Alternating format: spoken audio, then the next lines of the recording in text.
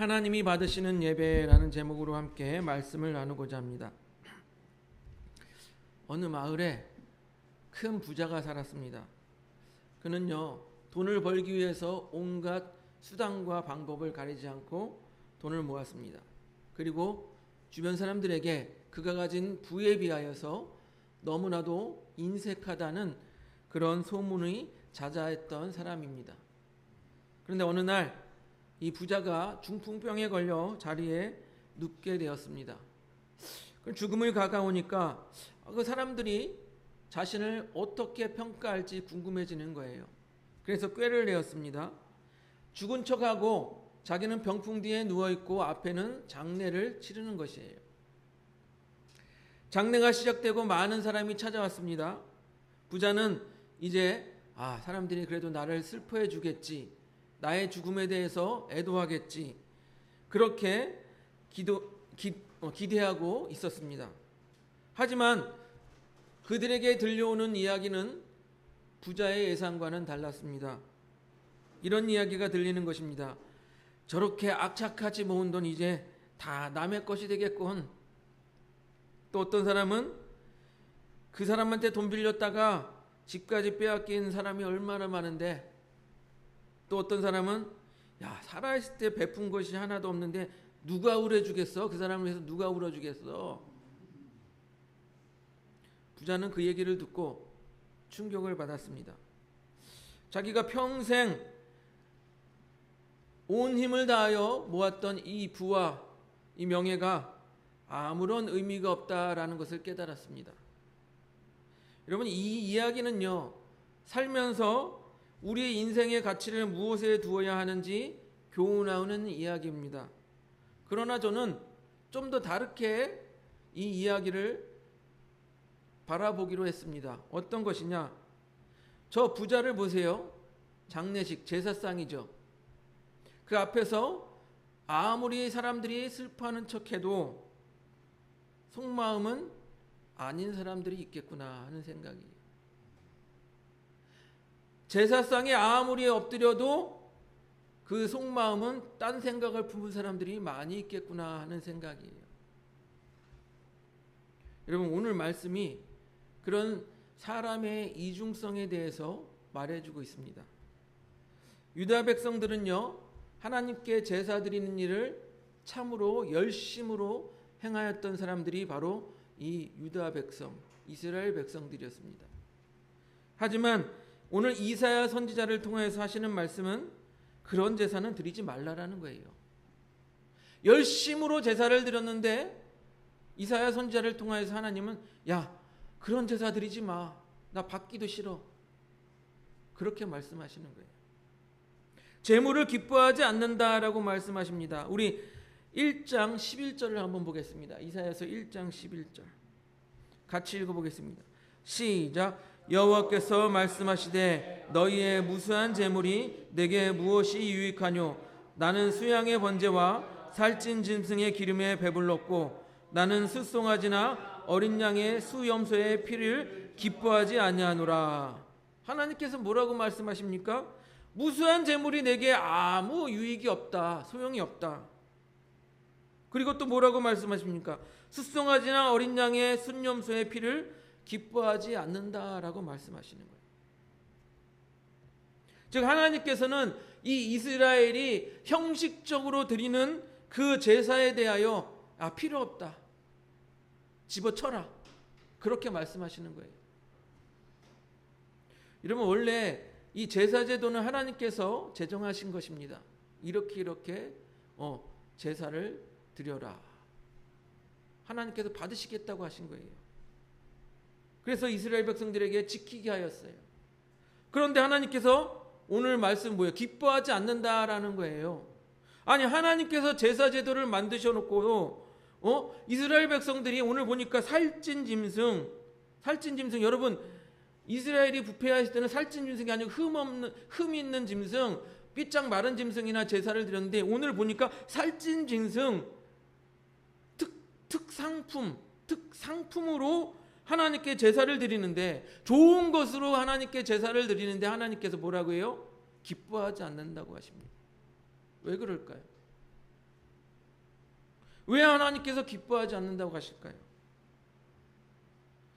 하나님께서 속죄의 제사로 대표되는 이 제사를 제정하신 목적은요, 이 제사로 드려진 제물을 하나님께서 취하여 먹거나 아니면은 그 연기, 태워지는 연기를, 번제로 태워지는 연기를 흠양하는 데 목적이 있는 게 아니에요. 그 목적은 무엇이냐? 인간의 죄를 해결하기 위해서는 뭐가 필요하다? 희생이 필요하다. 동물이 피를 흘리잖아요. 희생이 필요하다는 것을 가르치기 위함입니다. 즉, 죄에 대해서 너희가 죄를 지면 이러한 피를 흘리는 희생이 필요하기 때문에 너희 백성들, 나의 백성들은 이 죄와 구별된 삶을 살아라. 그것을 가르치기 위한 게 제사의 목적이에요. 그런데 이들은 형식적으로 제사를 드렸다라는 것입니다. 하나님께서 제사 제도를 통해 원하시는 것은 좋은 제물을 받는 것 아닙니다. 또한 그것이 아니라 제사를 통해서 하나님의 백성들이 죄에서 돌이켜 회복되고 또 하나님의 백성다운 합당한 삶을 사는 것, 그것이 바로 하나님이 원하시는 제사였다라는 거예요. 제사를 드리는 백성들은 그렇기 때문에 어떻게 해야 됩니까? 제사를 드리며 자신이 하나님의 백성으로서의 그 정체성을 유지하고 하나님으로부터 받은 사랑을, 긍휼을 어떻게 돼요? 다른 사람에게, 이웃에게 또한 전해야 하는 거예요. 특별히 사회적 약자들, 성경에서 끝없이 얘기하죠. 아주 수없이 얘기하는 거. 고아와 과부를 돌보아라. 또 나그네에게 베풀어라. 그렇게 자기보다 못한 사람들, 어려운 사람들을 돌보며 자신이 하나님의 백성임을 입증하며 살아가는 것, 그것이 이 제사제도의 진정한 목적이었다라는 것입니다.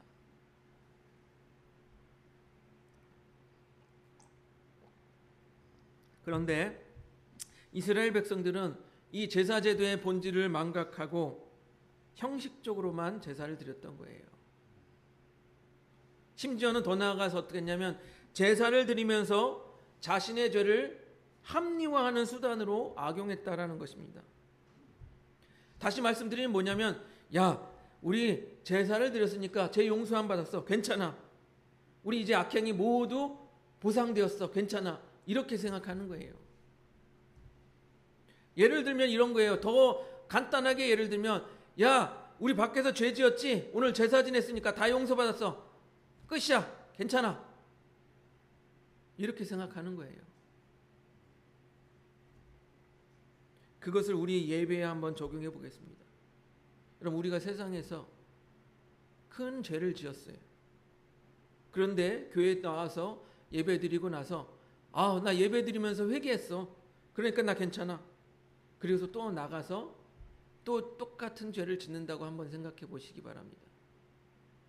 그 예배가 온전한 예배였습니까? 그냥 자기 위로하는 거 아닙니까? 그런 사람들 많이 있잖아요. 아유, 이번 주는 교회 가서 예배 드렸으니까 아유, 그래도 천국 가는 보험 하나 들었네. 그렇게 생각하는 사람도 있지 않습니까? 오늘은 예배 드렸으니까 하나님한테 벌 안 받겠네. 그렇게 생각하는 사람 있지 않습니까? 여러분, 물론 우리 사람이 완전한 존재가 아니기 때문에 죄에 대해서 우리가 완벽하게 100% 안 지을 수 있다라고 말할 수는 없어요.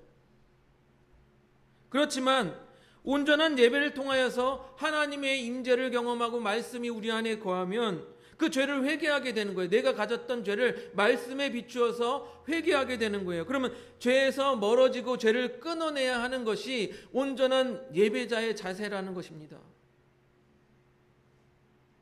그냥 용서받았으니까 괜찮아, 그게 아니에요. 용서받았으니까 이제는 짓지 말아야지, 이것까지 나가야 되는 거예요. 마치 영화 속에서 우리가 많이 보는 장면들 있잖아요. 영화 속에서 그렇지 않습니까?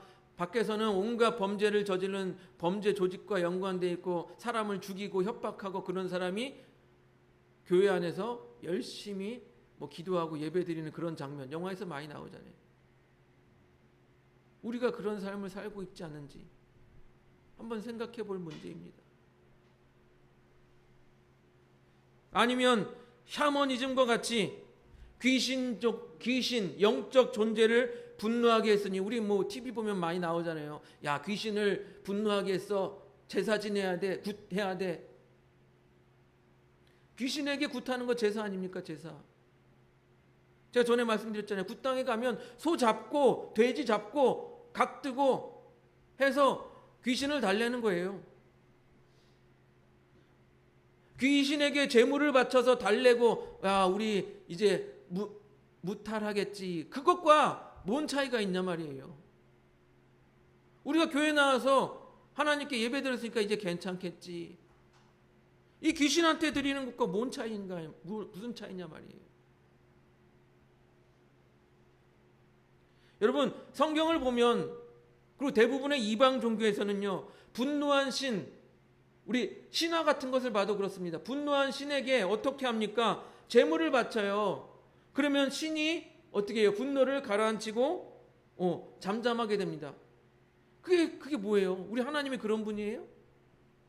하나님은 그런 이방신과 귀신과는 다른 분이에요. 우리가 드려지는 예배가 그런 제사가 되어서는 안 된다라는 것입니다.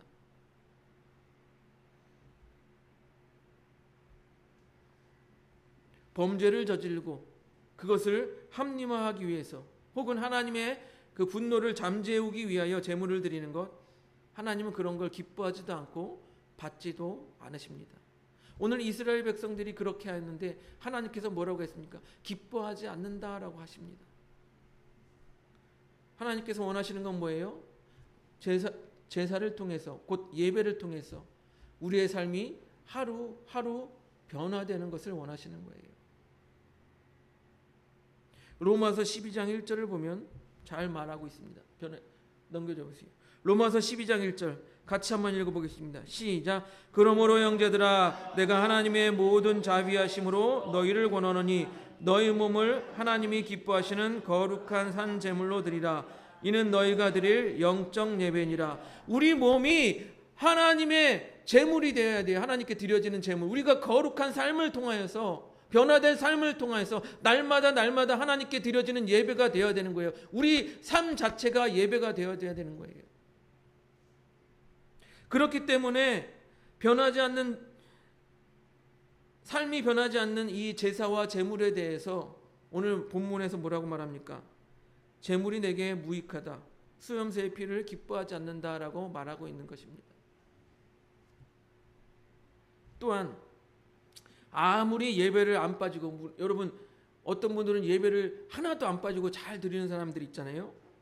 그렇게 예배를 열심으로 잘 드렸는데 그 삶이 변하지 않는다면 그것 또한 하나님께서 기뻐하지 않으실 것이라는 것입니다. 우리 이사야서 1장 13절을 보겠습니다. 넘겨줘 보세요. 이사야서 1장 13절 우리 같이 읽어보겠습니다. 시작. 헛된 재물을 다시 가져오지 말라. 분향은 내게 가증한 여기는 바요. 월삭과 안식일과 대회로 모이는 것도 그러하니 성회와 아울러 악을 행하는 것을 내가 못하겠노라. 아멘. 여러분, 이스라엘에서는요, 음력으로 매달 초하루 월삭에 종교 행사를 가졌습니다. 그날엔 숫송아지와 수양을 잡아서 번제로 하나님께 제사를 드렸어요. 또 유월절 또한 첫날과 제7일째 되는 날 이 성회로 모였습니다. 그리고 안식일과 초막절, 이 초막절의 첫날과 8일째 되는 날도 이렇게 집회로 성회로 모였어요. 이것을 미크라라고 하는 종교 행사식으로 가졌던 거예요. 그런데 하나님께서 뭐라고 말합니까? 월삭과 안식일과 대회로 또한 성회로 모이는 모든 것을 뭐라고 말씀하십니까? 견디지 못하겠다. 그렇게 하지 마라. 모이지 마라. 견디지 못하겠다. 왜 그렇습니까? 아무리 예배를 잘 드리고 잘 모이면 뭐합니까? 동시에 돌아서면 죄를 짓는데.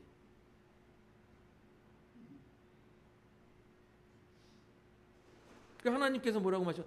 너희들이 그렇게 모이는 것 자체가 내가 견디지 못하겠다라고 말하는 거예요. 여러분, 우리의 예배가 그래서 되겠습니까? 우리가 실컷 예배하러 모였는데 하나님께서 야, 모이지 마, 견디지 못하겠어, 그냥 모이지 마, 그런 예배가 되어서 되겠습니까? 우리도요, 교회 안 빠지고 교회 잘 나간다고 하는 사람, 신앙생활 소위 말해서 잘한다고 하는 사람들이 돌아서면 세상 속에서 동시에 죄를 짓고 사는 사람들이 많이 있다는 걸 알 수가 있습니다. 물론 세상 법에서 말하는 저쪽 때는 그런 죄를 짓진 않겠지만 악행을 저지르고 있다라는 거예요. 근데 하나님께서는 그런 예배, 너희들의 그런 집회 내가 기뻐하지 않는다라고 말씀하십니다. 제가 아는 형이 교회를 나가지 않는다고 해서 제가 물었습니다. 왜 교회를 안 나가느냐?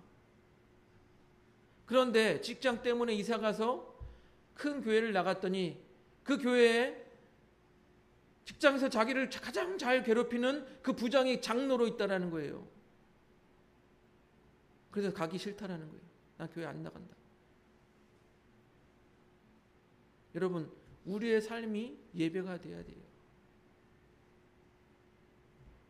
하나님께서는 모든 예배를 잘 지키고 안 빠지는 것도 중요하지만 너희들의 삶이 나의 백성답게 바뀌기를 원한다라는 거예요.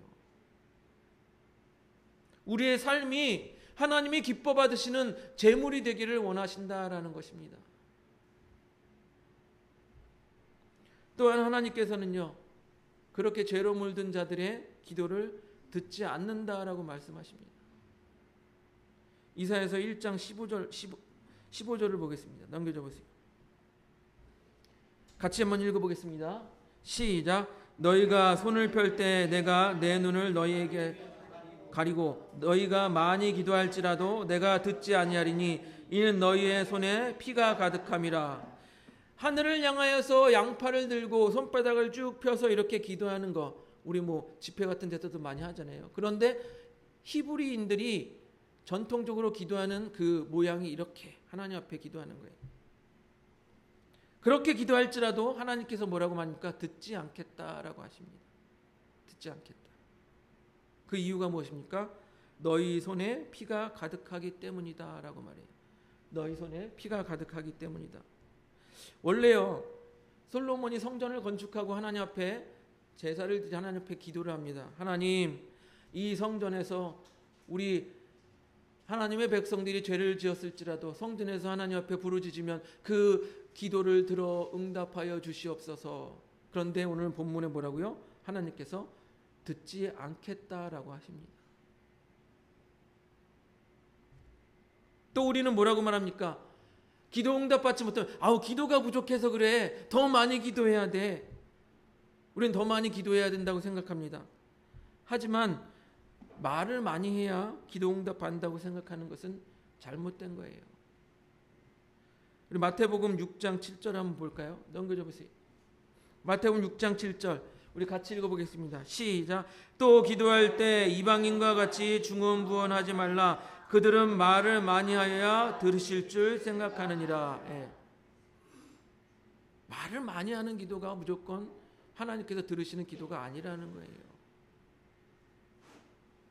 이와 마찬가지로 하나님께서 많이 기도한다고 하나님께서 반드시 들어줄 것이라고 생각하는 건 우리의 오해라는 것입니다.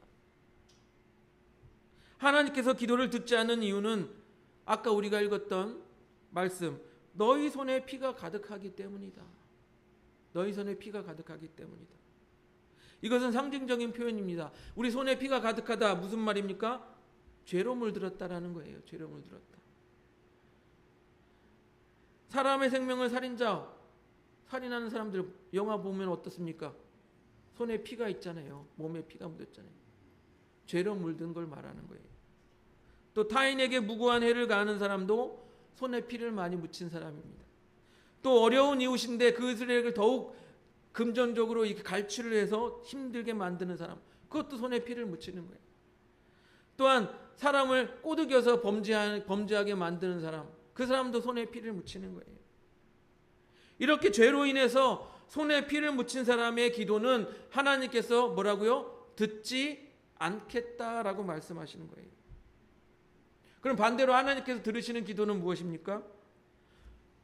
손을 깨끗하게 한 사람, 즉 죄를 씻은 사람, 깨끗한 사람의 기도를 들으신다라는 것입니다. 여러분 물론 우리가 죄를 안 지을 수는 없지만 어떻게 해야 됩니까? 우리 아까도 찬양했잖아요. 예수의 보혈로 깨끗하게 되었네. 예, 보혈로 우리가 씻는 거예요. 그리스도의 보혈로 깨끗하게 된 사람, 회개하여 깨끗하게 된 사람, 의롭다함을 입은 사람은 하나님께서 그의 기도를 들으신다라는 것입니다. 야고보서 5장 16절 보겠습니다. 야고보서 5장 16절 우리 같이 읽어보겠습니다. 시작. 그러므로 너희 죄를 서로 고백하여 병 낫기를 위하여 서로 기도하라. 의인의 간구는 역사하는 힘이 큼이니라. 너희 죄를 고백하고 의인의 간구는 역사하는 힘이 큼이니라. 여러분, 죄를 고백한 자, 의인의 기도는 하나님께서 들어 응답하신다라는 거예요. 이것은요, 죄를 회개하고 의롭다함을 받은 자, 아까 의인의 기도는 말하잖아요. 의롭다함을 받은 자의 기도는 하나님께서 들으신다라는 것입니다. 그래서 오늘 말씀에서 하나님께서는 이사야 선지자를 통해서 야, 이스라엘 백성들아, 너희의 그런 악한 행실을 버려버리고 그 너의 삶을 변화시켜라 라고 말씀하시는 거예요. 우리 이사야서 1장 16절 17절을 보겠습니다. 넘겨줘 보세요.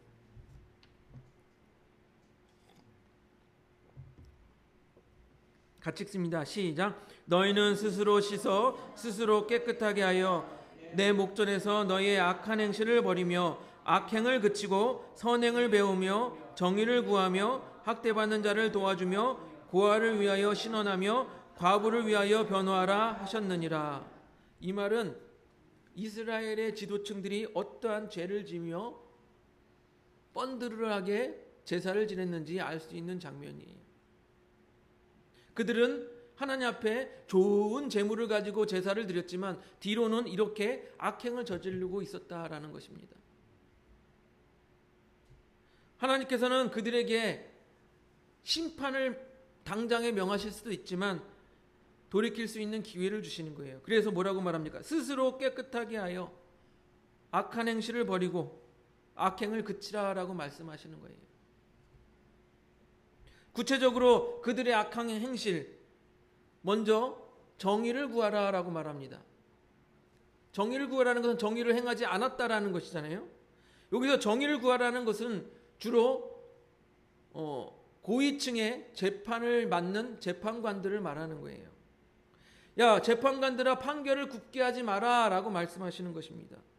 이 재판관들은요, 돈 있는 자들은 무죄를 내려주고 권력 있는 자들은 무죄를 내려주고 돈이 없고 또 권력이 없는 사람들은 어떻게 돼요? 감옥에 가두고 이런 짓을 했다라는 거예요. 우리나라도 예전부터 있지 않습니까? 유전 무죄, 무전 유죄. 근데 요즘에는 한 가지 더 했죠. 예? 뭐가 더해져 있습니까? 요즘에 유권 무죄, 무권 유죄. 권력에 가진 자는 무죄를 받고 권력이 없는 자는 유죄를 받는 그런 희한한 대한민국이 되었다라는 거예요. 다음으로 학대받는 자를 도와주라고 합니다. 부당하게 권리를 박탈하고 착취하는 사람들을 너희가 도와주라라고 말합니다. 그 다음으로 고아를 위하여 신원하라고 합니다. 당시 법관들은 고아들에 대해서 무관심했습니다. 왜요? 그들은 돈도 없고 권력도 없어요. 그래서 고아들에 대해서 무시하고 그들의 법적 권리를 박탈하였는데 그것에 대해서 신원하라라고 말합니다. 네 번째로 과부를 변호하라고 말합니다. 과부는 여러분 보아와 마찬가지로 이런 힘과 돈과 권력이 없는 사람이에요. 그래서 법관들이 거들떠보지 않은 거예요. 왜 그렇습니까? 돈이 안 되니까, 도움이 안 되니까 거들떠보지 않는 거예요. 여러분, 오죽하면 누가복음에도 그 불의한 재판관의 비유가 나오지 않습니까? 과부가 계속 쫓아가도 도와달라고 내 한을 풀어주시오 했는데 돈이 안 되니까 거들떠보지 않는 거예요. 사랑하는 성도 여러분, 우리는요, 하나님 앞에 예배하러 나오면서도 우리의 겉모양만 거룩한 척 하고 있는지 모릅니다. 하지만 오늘 말씀을 보니까 하나님께서는 뭐라고 말씀하십니까? 그런 예배는 내가 기뻐하지 않는다. 그런 제사는 내가 기뻐하지 않는다라고 말씀하세요. 오히려 내가 예배를 견디지 못하겠다라고 말하는 거예요. 또 뭐라고 말합니까? 우리가 아무리 기도해도 들어주지 않겠다라고 말씀하십니다. 이 모든 것의 문제가 어디에 있습니까? 형식적인 예배에 있는 거예요. 형식적인 제사에 있는 것입니다. 그런데 하나님께서 뭐라고 말씀하십니까? 제사보다 순종을 원한다라고 말씀하십니다. 여러분, 우리가 아무리 멋있고 모든 예배당을 아름답게 꾸미고 음향을 좋게 하고 아름답게 거대하게 예배를 드리는 것보다 하나님께서 뭐라고 말합니까? 중심을 원하신다라고 말씀하시는 거예요. 중심을 원하신다. 그런 이유로 마태복음 5장 23절 24절에서 예수님께서는 이렇게 말씀하십니다. 넘겨줘 보세요. 같이 읽어보겠습니다. 5장 23절 24절 시작. 그러므로 예물을 제단에 드리려다가 거기서 내 형제에게 원망 들을 만한 일이 있것이 생각나거든 예물을 제단 앞에 두고 먼저 가서 형제와 화목하고 그 후에 와서 예물 드려라. 너희들이 형식적으로 예배 드리러 나오는 것보다 형제 사랑하기, 즉 너의 삶이 어떻게 변화하는지 그것이 더욱 중요하다라고 말씀하시는 거예요. 오늘 이사야 선지자를 통한 하나님의 말씀도 이와 같이 맥을 같이 합니다. 좋은 제물로 형식적인 제사만 드리지 말고 뭐라고 말씀하십니까? 악행을 버리고 선행을 배우라라고 말하고 있어요. 그리고 이렇게 말하죠. 우리 이사야서 1장 19절 20절 넘겨줘 보세요. 같이 읽어보겠습니다. 시작. 너희가 즐겨 순종하면 땅의 아름다운 소산을 먹을 것이요 너희가 거절하여 배반하면 칼에 삼키리라. 여호와의 입의 말씀이니라. 여러분, 굳이 제가 설명하지 않아도 알 것 아니겠습니까? 악행을 버리고 선을 행하라는 이 하나님의 말씀에 대해서 순종하면 아름다운 땅의 소산을 먹을 것이고 거절하여 배반하면 어떻게 된다고 말합니까? 칼에 삼켜질 것이다 라고 말하고 있어요. 여러분, 이 정도 되면 하나님 앞에서 우리는 뭡니까? 을이잖아요. 을. 칼자루를 하나님이 쥐고 계시잖아요. 그럼 어떻게 돼요? 하나님 제발 용서해 주세요. 우리가 하나님 앞에 나아가야 돼요. 그렇잖아요. 그런데 우리가 하나님 앞에 나아가서 매달려야 하는데 오히려 하나님께서 우리를 부르고 계세요. 우리 18절 보겠습니다. 이사야서 1장 18절 같이 한번 읽어보겠습니다. 시작. 여호와께서 말씀하시되 오라 우리가 서로 변론하자. 너희의 죄가 주홍 같을지라도 눈과 같이 희어질 거요 진홍같이 붉을지라도 양털같이 희게 되리라. 하나님께서 오히려 우리를 변론의 장으로 부르시고 우리를 용서하시겠다라고 먼저 말씀하시는 거예요. 우리가 가서 빌어야 되는데 오히려 하나님께서 우리를 초대하고 있는 거예요. 내가 용서해 줄게. 나한테 나와. 특별히 주홍글씨라는 말이 있듯이 붉은색은 상징하는 게 무엇입니까? 죄의 흔적을 말해요. 죄의 흔적. 주홍글씨라는 여기 보면 A라고 이마에 이마가 가슴에 A라고 합니다. 어덜티, 간음한 죄.